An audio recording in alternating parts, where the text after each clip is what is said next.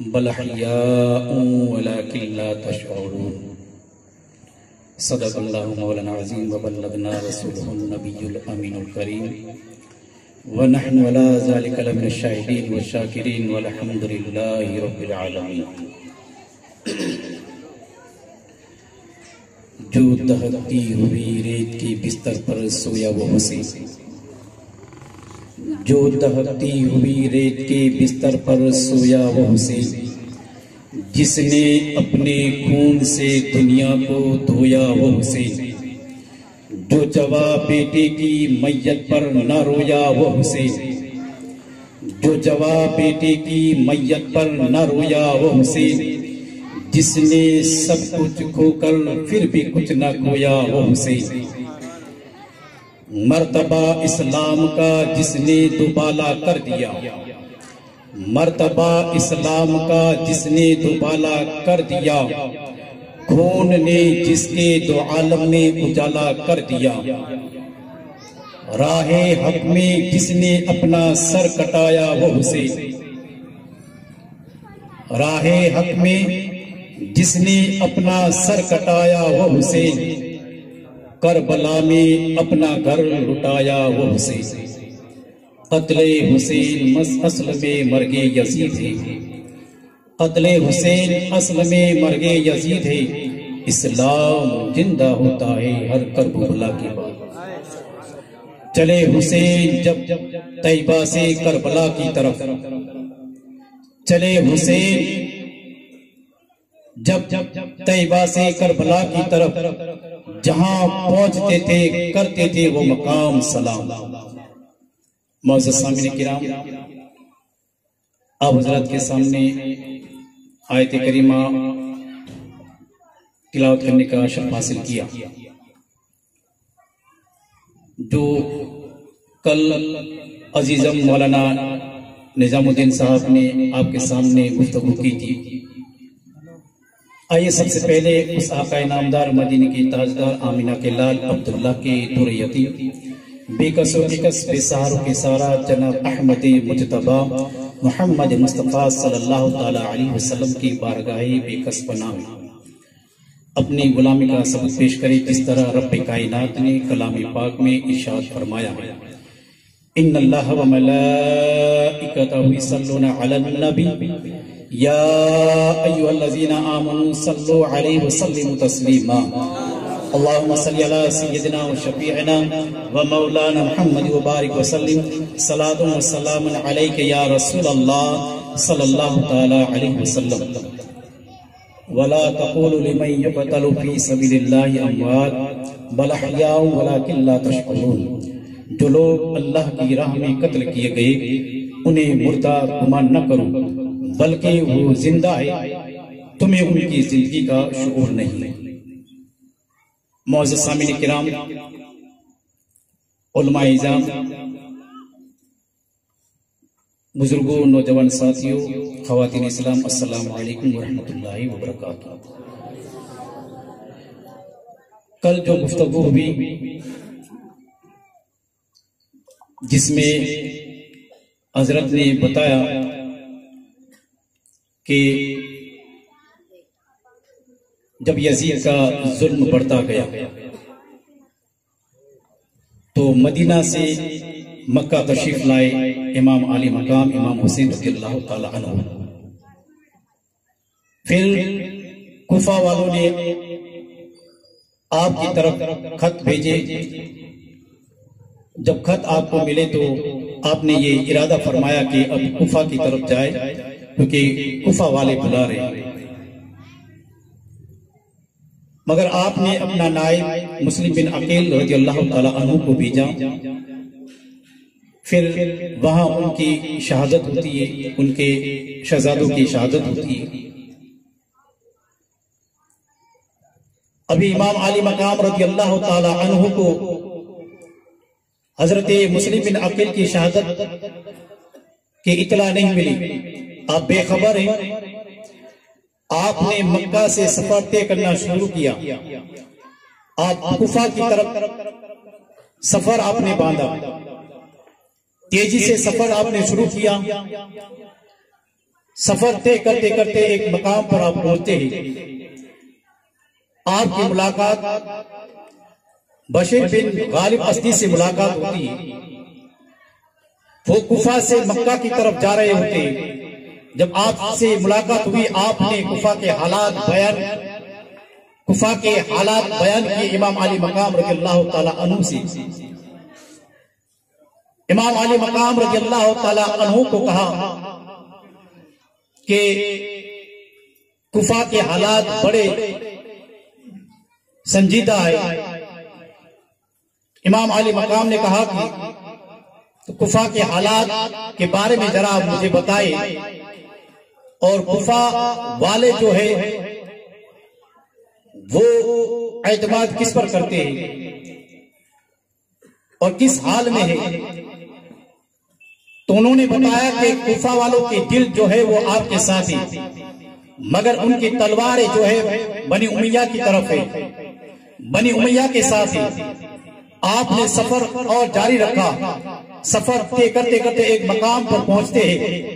آپ کو راستے میں ایک شاعر سے ملاقات ہوتی ہے جس کا نام فرزدق ہے.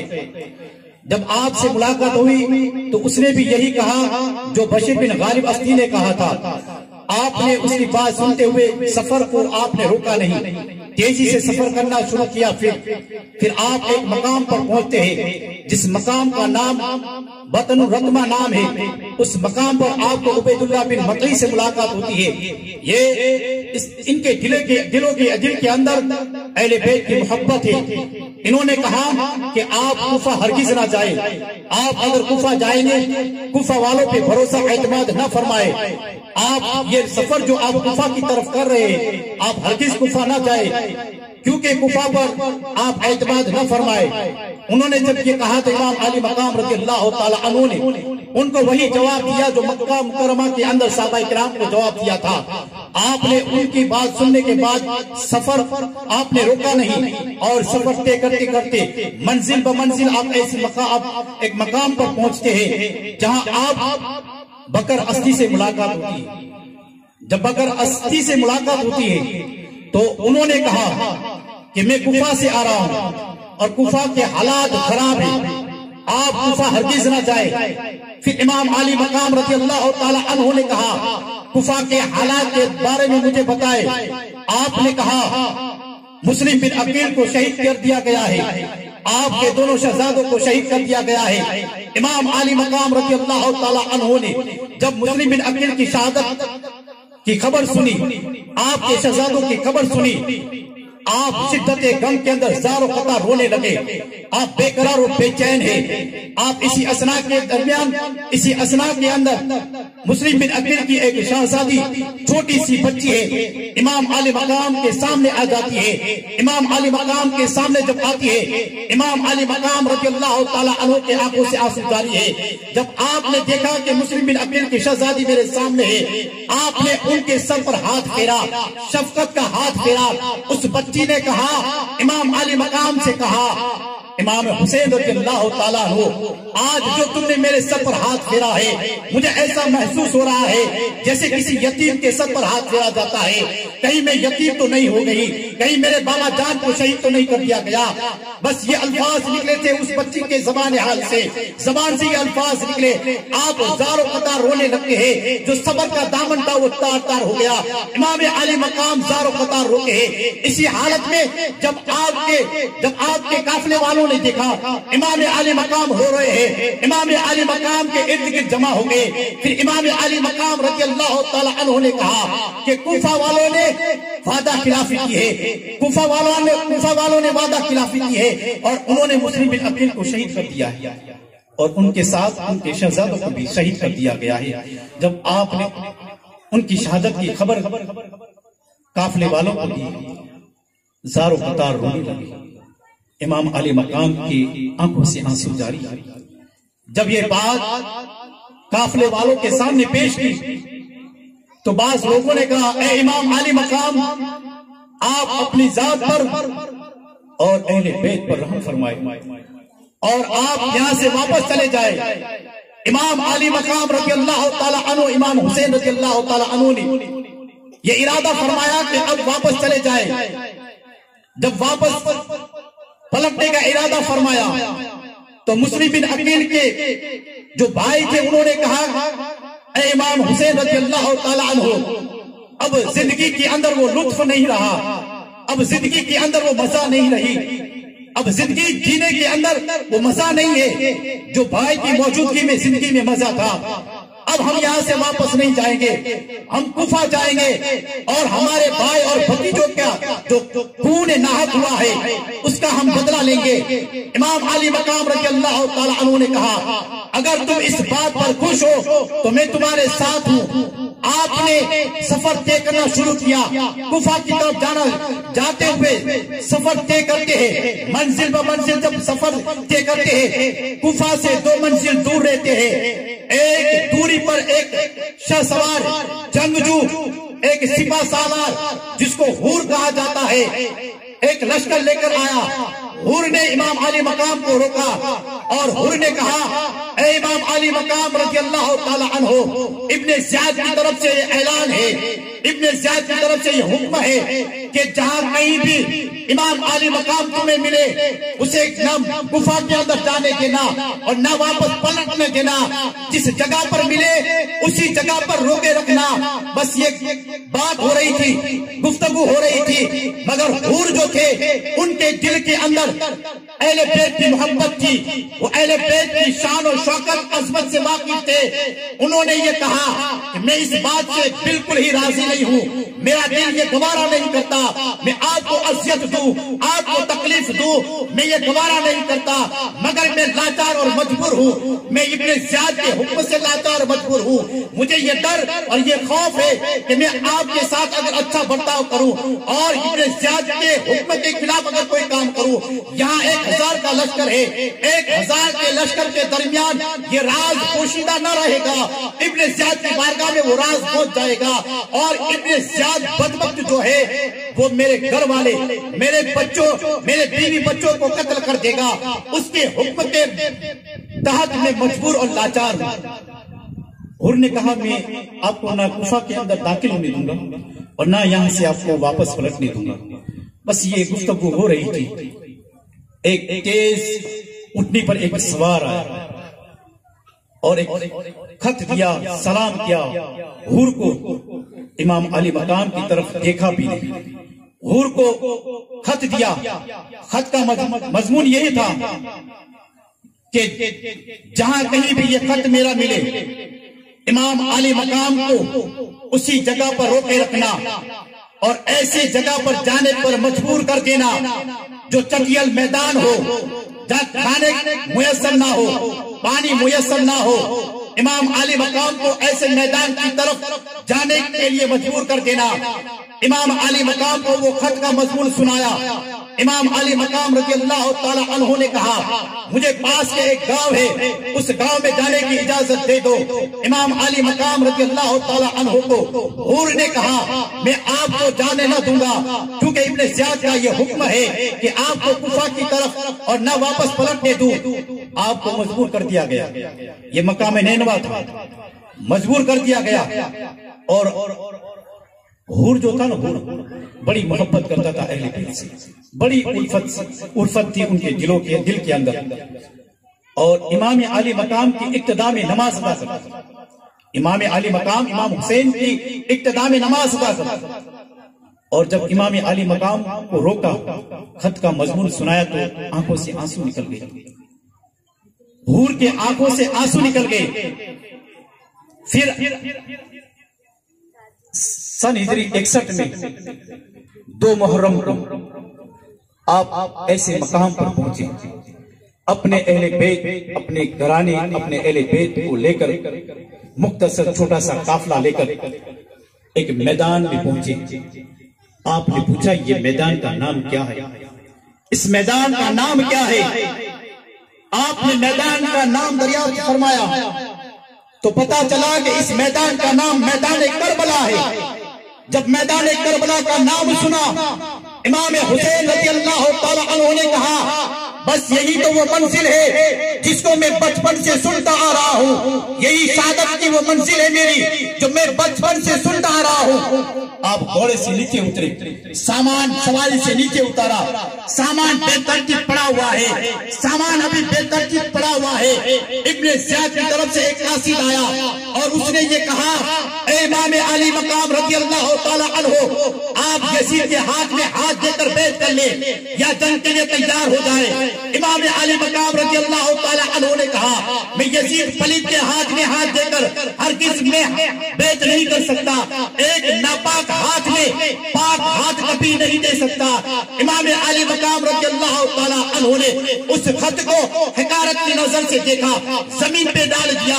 ان یزیدیوں نے کہا، اے امام علی مقام رضی اللہ تعالی عنہ، آپ یزید کے ہاتھ میں ہاتھ دے کر بیعت کر لیں، اور جو یزیدی لشکر جو ہے 22,000 کا جو لشکر ہے، وہ تمام جتنے بھی یزید ہیں آپ کے قدم کو دھو دھو کر پانی پیے گا، اور جتنی دولت آپ کو چاہے آپ کو دولت بھی دے گا، اور آپ کے قدم کی جو جوتی ہے اپنے سر کا تاج بنا کے رکھے گا، اپنے خزانوں کے اندر جتنا خزانہ ہے وہ آپ کے سپرد کر دے گا، آپ کو کسی صوبے کی گورنری کے پیش کرے گا۔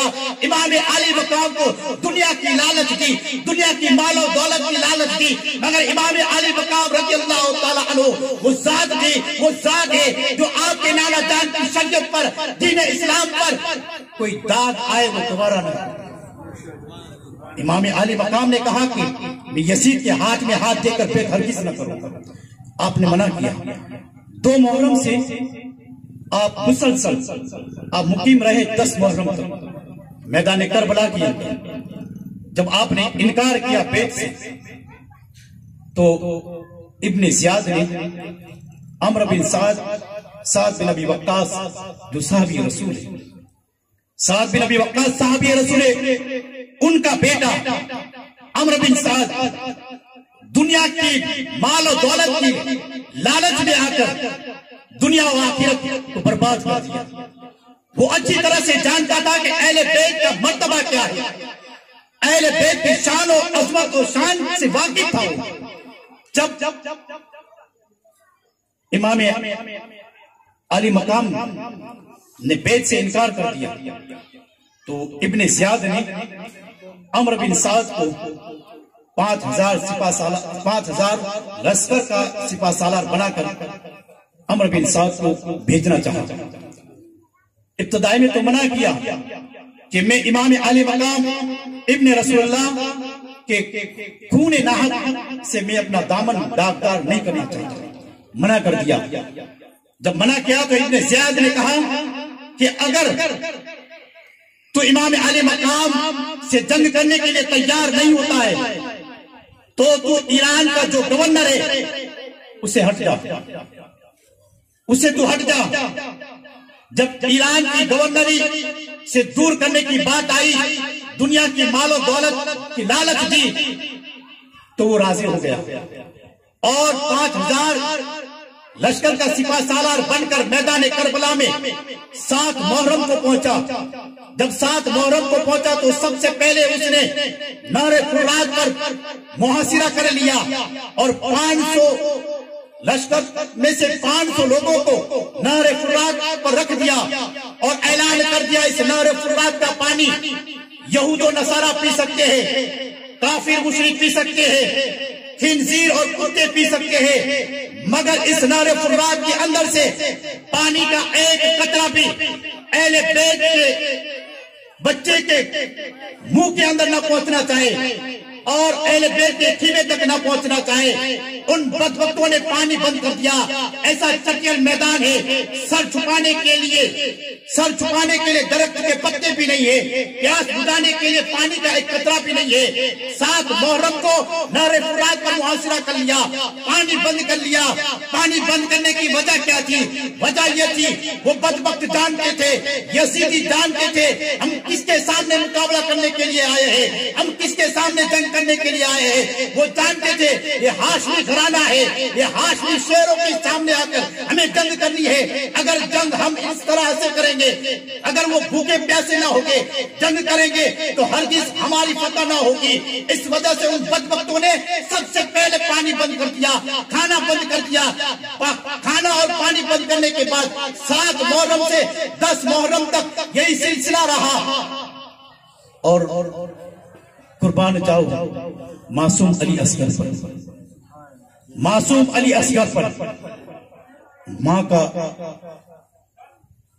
جو پھول سا بیٹا ہے، معصوم علی اصغر شیر خوار دودھ پیتا بچہ ہے، پانی نہ ملنے کی وجہ سے معصوم علی اصغر کی امی کے سینے سے دودھ خشک ہو گیا۔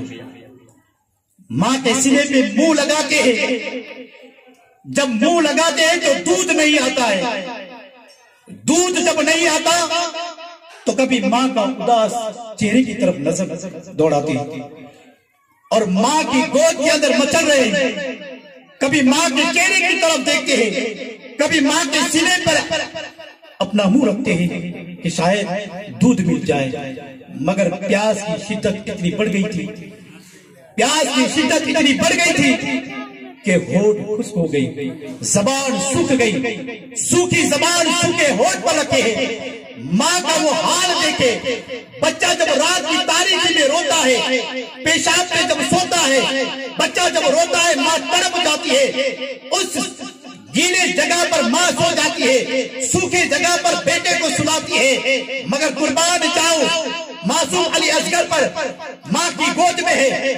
اب وہ سوچ رہے ہیں کہ جس سینے پر میں منہ لگاتا تھا اس سینے سے رحمت کے دو دریے، دو چشمے نکل رہے تھے، آج وہ چشمے نہیں نظر آ رہے، وہ چشمے آج جاری نہیں ہے۔ اسی اسنا کے اندر اب ذرا وہ منظر تصور کی دنیا کے اندر آپ دیکھیں وہ کیسا منظر ہوگا۔ محرم کی 10 تاریخ، محرم کی 10 تاریخ صبح فجر کا ٹائم،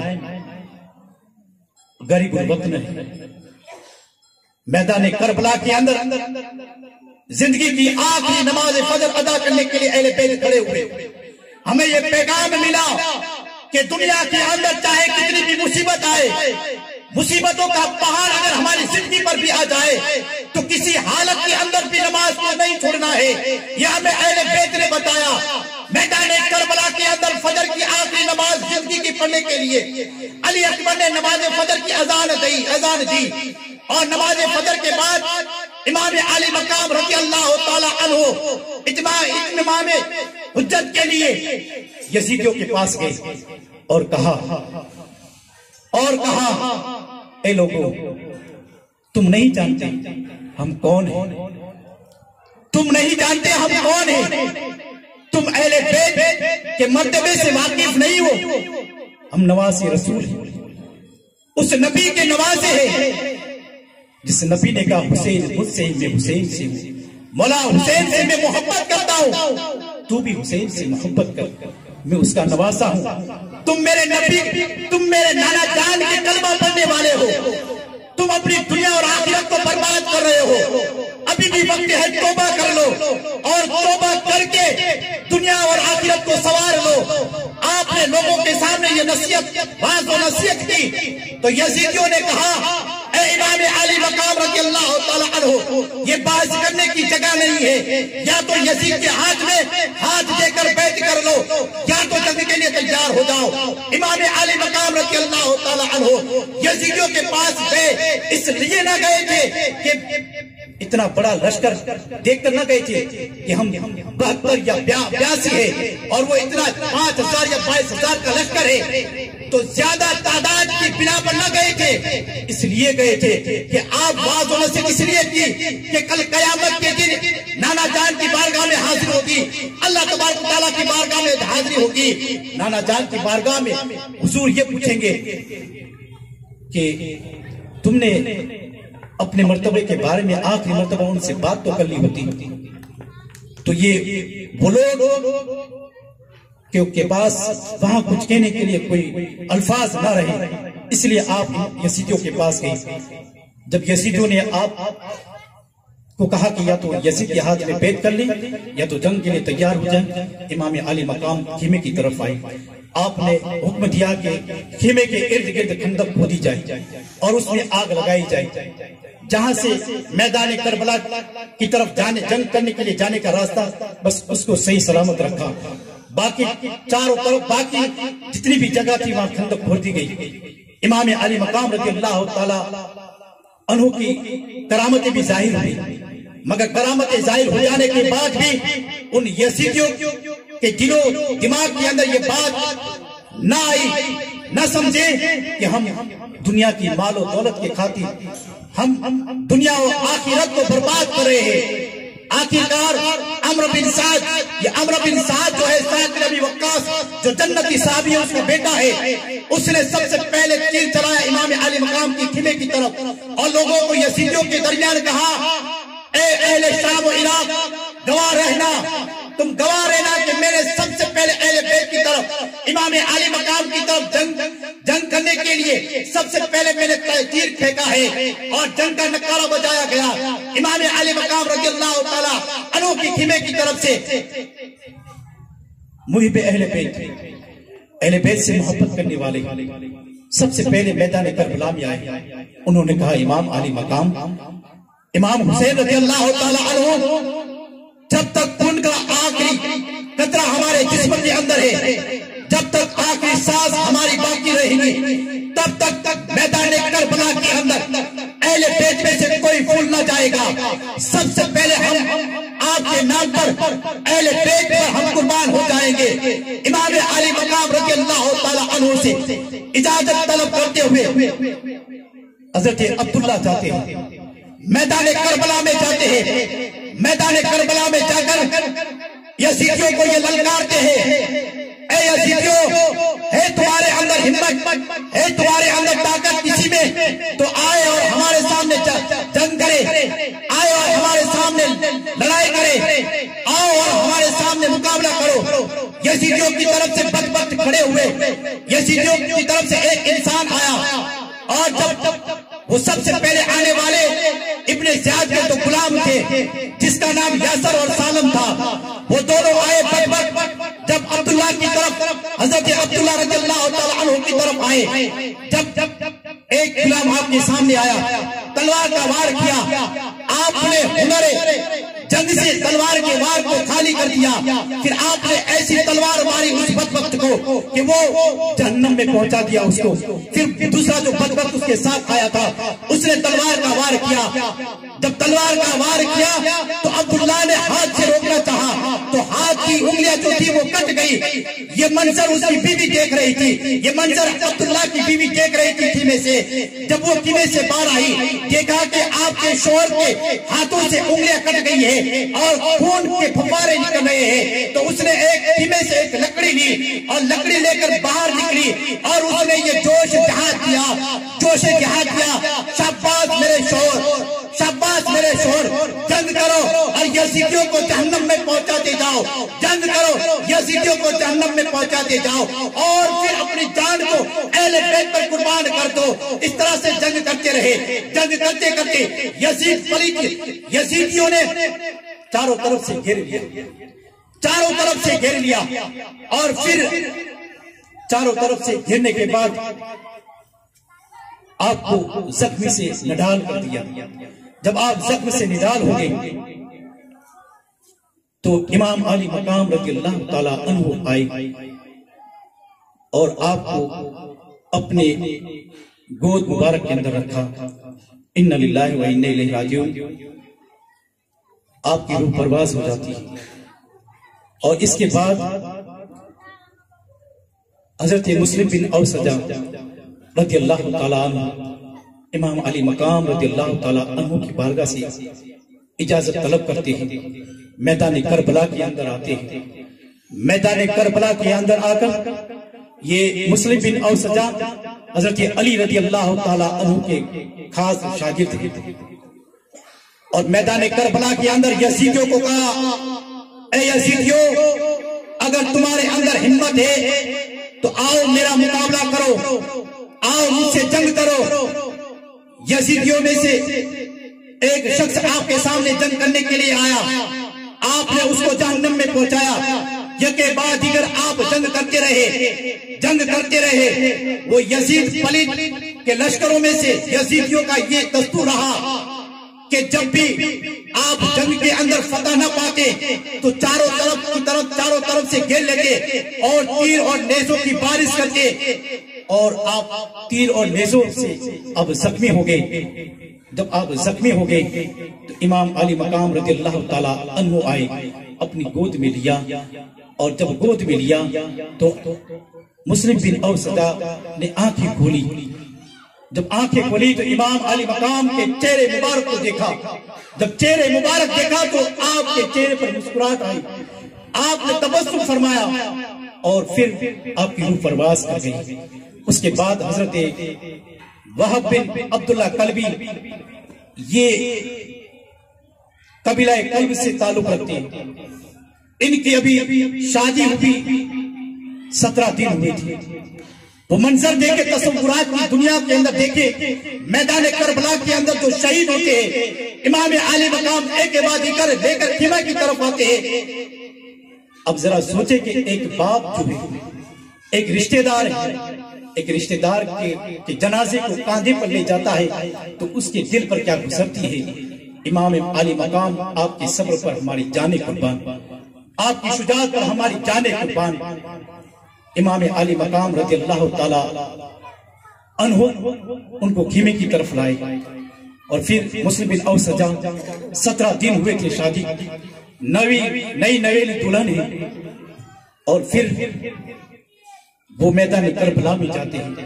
میدان کربلا میں جا کر کئی یزیدیوں کو جہنم میں پہنچانے کے بعد امام علی مقام کی بارگاہ میں آتے ہیں، اور یوں کہتے ہیں، امام علی مقام سے کہتے ہیں، امام حسین رضی اللہ تعالیٰ نے بڑی پیاس لگی ہے، شدت سے پیاس لگی ہے۔ امام علی مقام نے کہا صبر کرو، کچھ ہی وقت کے بعد، کچھ ہی لمحوں کے بعد تم جامع کوثر سے جامع کوثر آپ نوش فرماؤ گی۔ میدان کربلا میں جاتے ہیں، میدان کربلا میں جا کر آپ یزیدیوں سے جنگ کرتے ہیں، جنگ کرتے کرتے آپ شہید ہو جاتے ہیں۔ جب شہید ہو جاتے ہیں تو پھر بس یہ منظر ہی حور دیکھ رہے۔ جب حور نے یہ منظر دیکھا کہ ابن زیاد کی طرف سے جو سپہ سالار بنا ہوا ہے عمرو بن سعد، اس کو کہا اے ابن سعد، تو آج کیا امام علی مقام کو شہید کر دے گا؟ اس نے کہا ہاں، اہل بیت کے ایک ایک بچے کو میں قتل کر دوں گا، شہید کر دوں گا، جس کے دل و دماغ پر دنیا کی مال و دولت سوار ہوتا ہے، پھر وہ کوئی چیز نہیں دیکھتا ہے۔ اس نے کہا ہاں، میں اہل بیت کے ایک ایک بچے کو شہید کر دوں گا۔ حور نے کہا ذرا ہوش کے ناخن لے، تو کیا بات کر رہا ہے؟ کیا تجھے پتا نہیں ہے اہل بیت کا مرتبہ کیا ہے؟ نواسہ رسول ہے، جس کے لبوں کو آقا دو جہاں صلی اللہ تعالیٰ علیہ وسلم چپ رہے تھے، آج تو ان کے خون کا پیاسا بنا ہوا ہے۔ حور نے جب یہ بات کہی، پھر حور نے آخر میں یہ کہا کہ واقعی میں تو امام علی مقام کو شہید کر دے گا؟ کہا ابن سعد نے کہا ہاں میں شہید کر دوں گا۔ تو حور کے چہرے پر اداسی چھائی ہوئی تھی۔ حور کے بھائی مصعب بن یزید نے کہا، حضرت حور کے بھائی تھے مصعب، انہوں نے کہا بھائی آپ کے چہرے پر اس طرح سے اداسی، آپ پریشان نظر آ رہے ہیں، میدان جنگ کے اندر ایسے شہسوار ہو، ہزاروں کا لشکر اگر تمہارے سامنے ہو تو کوئی چیز نہیں لگتی ہو، مگر آپ اس طرح سے آپ کے چہرے پر میں غم کے آثار نظر آ رہے ہیں۔ حضرت حور نے کہا کہ میں میدان کربلا کے اندر ایک طرف جنت دیکھ رہا ہوں، ایک طرف جہنم دیکھ رہا ہوں، میں ایک طرف جنت دیکھ رہا ہوں، ایک طرف جہنم دیکھ رہا ہوں، اور میں بیچ میں کھڑا ہوں۔ اب میں سوچ رہا ہوں کہ کون سا راستہ اختیار کروں۔ اگر میں جہنم کے راستے کو اختیار کرتا ہوں تو مجھے دنیا کی مال و دولت سے نوازا جائے گا، مجھے دنیا کی دولت سے نوازا جائے گا، مگر میری آخرت خراب ہو جائے گی۔ اور میں جب جہنم کی طرف دیکھتا ہوں، نواسہ رسول کی طرف میں دیکھتا ہوں، تو میری آخرت سواری ہوئی نظر آتی ہے۔ تو میں نے یہ فیصلہ کر لیا ہے کہ میں اب دنیا کی مال و دولت کے پیچھے نہ دوڑوں گا، میں امام علی مقام کی بارگاہ میں جا کر اپنے سر کو رکھوں گا، اور ان کے پاس جا کر میں ان سے معافی طلب کروں گا۔ آپ گھوڑے پہ سوار ہو کر امام عالی مقام رضی اللہ تعالیٰ عنہ کی بارگاہ میں آتے ہیں اور آپ نے کہا امام عالی مقام رضی اللہ تعالیٰ عنہ میں تائب ہو کر آپ کی بارگاہ میں آیا ہوں، مجھے معاف فرما دیجئے، مجھ سے جو غلطی ہوئی ہے مجھے معاف فرما دیجئے، میں نے آپ کو راستے میں روکا ہے، مجھے یہ پتا نہیں تھا کہ بات یہاں تک آ کے رک جائے گی، مجھے آپ معاف فرما دیجئے۔ امام عالی مقام رضی اللہ تعالیٰ عنہ نے کہا اے حور اللہ تبارک و تعالیٰ تمہاری توبہ کو قبول فرمائے۔ امام عالی مقام رضی اللہ تعالیٰ عنہ کی بارگاہ میں میدان کربلا میں جانے کے لیے حضرت حور رضی اللہ تعالیٰ عنہ نے اجازت طلب کی۔ جب امام عالی مقام نے حضرت حور کو میدان کربلا میں جانے کی اجازت دے دی، حضرت حور رضی اللہ تعالیٰ عنہ گھوڑے پر سوار ہو کر میدان کربلا کے اندر جاتے ہیں۔ جب میدان کربلا کے اندر جاتے ہیں تو میدان کربلا کے اندر جاتے ہیں یزیدی دیکھتے ہیں، ابن عمرو بن سعد نے دیکھا یزیدی دیکھ رہے ہیں، وہ سوچ رہے ہیں کہ شاید کچھ گفتگو کر کے ہمارے پاس آ رہے ہیں، مگر حور نے جب میدان کربلا میں جا کر یہ کہا اے یزیدیو ہے اگر تمہارے میں طاقت تو میرا مقابلہ کرو، ہے تمہارے اندر ہمت تو میرا اگر مقابلہ کرو۔